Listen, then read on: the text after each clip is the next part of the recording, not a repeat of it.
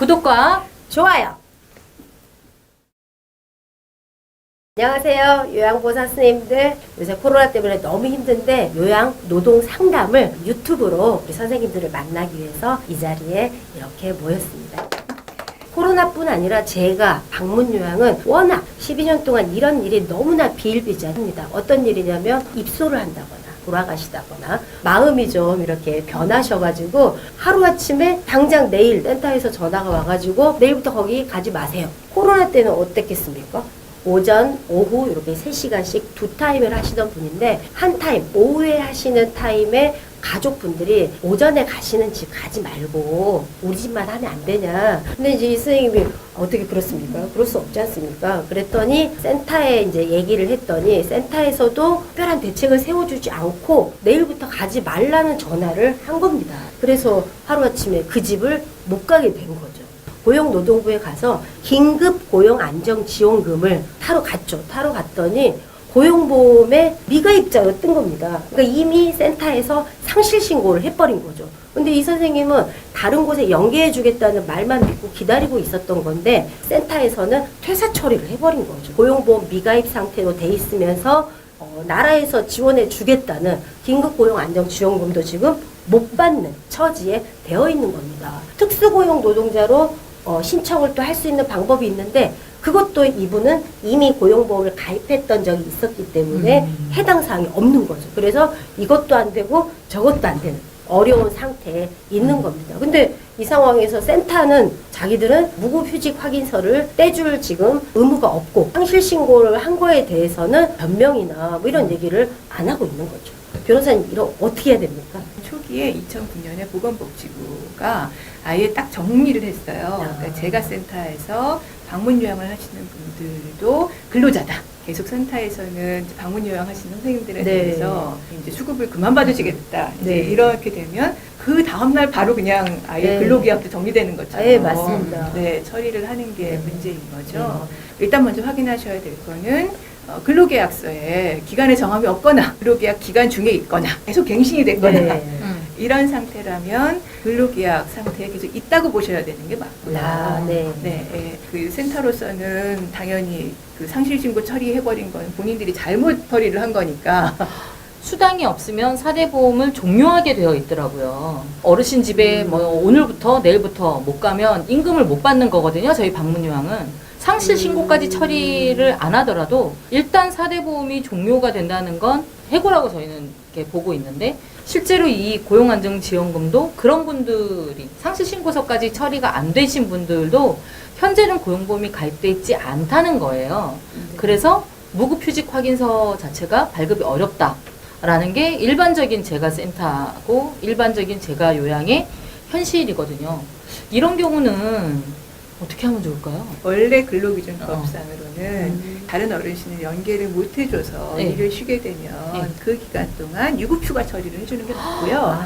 그러면 이제 3개월 동안, 지난 3개월 동안 받으셨던 평균 임금의 70%를 원래 받으셔야 되는 건데 지금 법에 그렇게 있다는 거죠?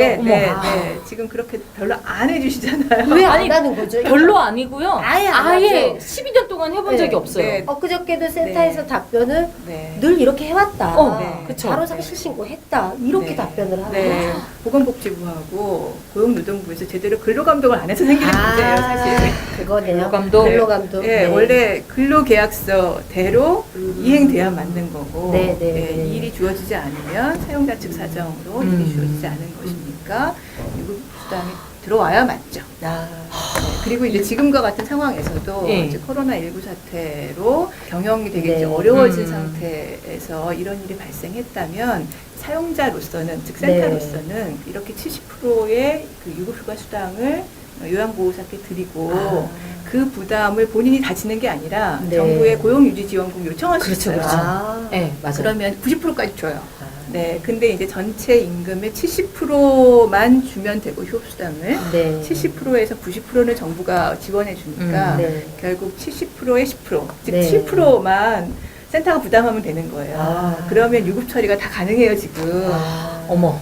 그런데 지금 7%도 부담을 못 하겠다는 경우들이 많아지면서 유급 처리가 안 되고 무급휴직으로 처리되는 경우들이 꽤 있고 네. 이제 그나마 무급휴직이라도 예. 처리를 해주면 아까 말씀하신 그렇죠. 사례에서 무급휴직 확인서를 떼서 받아서 주면 하면 예. 예, 정부에서 일정한 긴급 고용 안정지원금을 그렇죠. 네. 적지만 주죠. 어. 근본적인 하여튼 해결책은 네.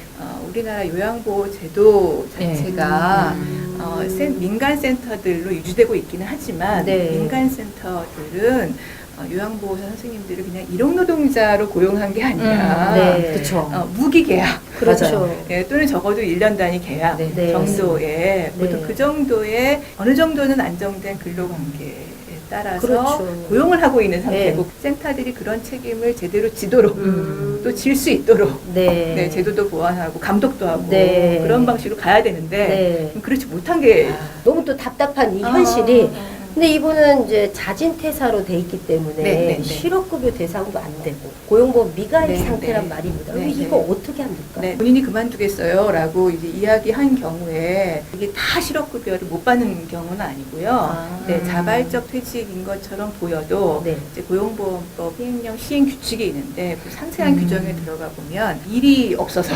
뭐 구조조정에 들어가서 인력 감원에 들어간다니까 누구든 그런 사정에서는 거기 더 다니기 어려웠어 라고 생각되는 사정이면 실업급여는 받으실 수는 있어요. 자발적 이직으로 판단되지는 않을 것 같고요. 네. 이런 상태에서 실업급여 지급 대상은 되시기는 할 거예요. 네. 근데 이제 여러 가지 문제들이 있죠. 그렇죠. 예. 네.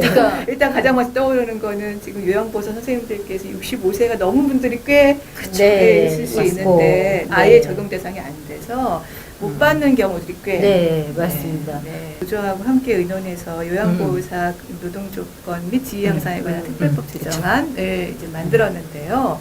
그 안에 사실 이런 근로기준법에 다 정해져 있지만 네. 특별히 요양보호사 선생님들께 적용이 잘 안 됐던 그러니까 그동안의 고정관념을 좀 바로잡기 위해서 네. 몇 가지의 특별 규정들을 저희가 좀 넣어놨었어요. 네. 그래서 그 특별법에 이런 규정인 거죠. 가령 수급자 사정으로 급여 제공이 중단 또는 감축된 때에는 네. 이게 지금 그 어르신께서 이제 뭐 입원하신다거나 이런 네. 경우에요. 그럴 때는 사용자, 즉 센터죠. 네. 센터는 요양보호 선생님들께 해당 근로시간에 대해서 평균 임금의 100분의 70에 해당하는 휴업수당을 지급하여야 한다. 네. 라는 규정을 넣어놨어요. 아, 사실 네. 근로기준법에 있는 규칙하고 똑같은데 네. 근데 너무 적용이 안 되기 때문에 맞습니다. 예, 요양보호사 선생님들께 적용이 안 돼서 특별법에 네. 그런 확인 규정을 넣었고요. 조금 더 이제 진전이 된 거는 근데 이런 경우가 요양보호사 선생님들께는 굉장히 잦은 일일 수밖에 없어요. 네. 이런 것을 장기요양보험에서는 아예 제도상에 이런 경우를 예상해야 된다. 네. 갑자기 일이 끊기고 다른 맞아요. 어르신으로 바로 연계 안 될 수 있는 여지를 예상하고 요양보호사 선생님들께 빈 공간을 아예 이 보험기금에서 보장을 해줘야 이 제도의 운영이 안정적으로 가능하다는 거죠. 이게 충분히 예상할 수 있는 게 그렇죠. 이런 일이 그동안 너무 많았기 그쵸, 때문에 그쵸, 그쵸. 그걸 근거로 네, 충분히 네. 그거는 맞아, 맞아. 너무나 마련할 수 해야 된다고 봅니다. 보건복지부령이 정하는 기준에 따라서 사용자, 즉 센터에게 휴업수당의 상당액을 지원할 수 있다. 그러니까 갑자기 일이 끊겨도 원래는 센터가 이제 요양보호사 선생님께 다른 어르신을 연결해드려야 되는 이렇게 매칭을 해드려야 되는 의무가 있고 그동안 그렇죠. 휴업수당 원래 드려야 되지만 드려야 되고 근데 이제 적어도 30일 안에서는 공단이 아예 그걸 좀 책임을 지자. 예, 정부의 어떤 행정조치의 개선이 또 필요하고 조금 더 나아가면 법제도를 사실 이런 점들을 감안해서 만들어 놓으면 이런 문제들이 또 닥칠 때 저희가 다시 이렇게 고민하지 않아도 될 수 있잖아요. 법 개정까지 꼭 이어졌으면 좋겠습니다. 네, 맞습니다. 말씀이 너무나 진짜 이렇게 속이 시원합니다. 앞으로 또 이제 여러 가지 다양한 주제를 가지고 저희가 이제 요양 유튜브 상담을 좀 진행을 좀 할 건데요. 그러면 우리 요양 종사자, 우리 요양 노동자 여러분들 힘내시고요. 우리 파이팅으로 한번 마무리 좀 해볼까요? 네. 파이팅! 구독과 좋아요!